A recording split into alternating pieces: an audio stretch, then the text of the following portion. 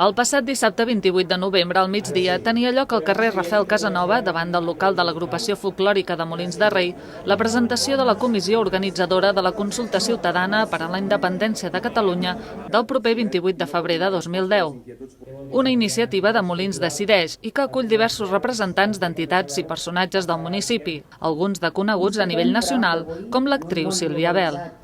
Aquesta consulta, que servirà per saber si els molinencs i molinenques volen la independència de Catalunya, vol seguir els passos d'Arenys de Munt i afegir-se a l'empenta d'altres municipis de la comarca com Castelldefels, Collbató, el Papiol i Torrelles de Llobregat. El passat dissabte es va presentar la comissió i es va donar inici a la campanya que donarà impuls i divulgació a l'esdeveniment.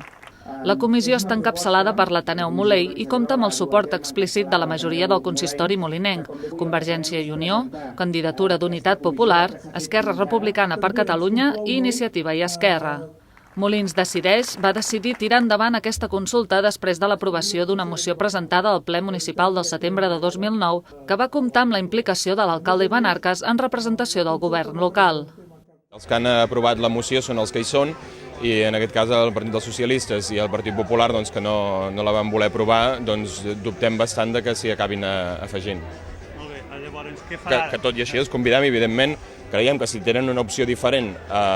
pel que fa a la qüestió de la independència de Catalunya, queda clar que aquest no és una consulta independentista, és una consulta democràtica per votar sí o no. Per tant, convidem també a aquests partits que sabem que tenen postures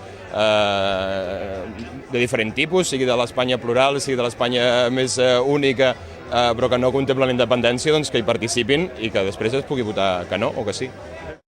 L'actriu molinenca, Sílvia Bel, va ser l'encarregada de llegir el manifest en suport de la consulta sobre la independència de Catalunya.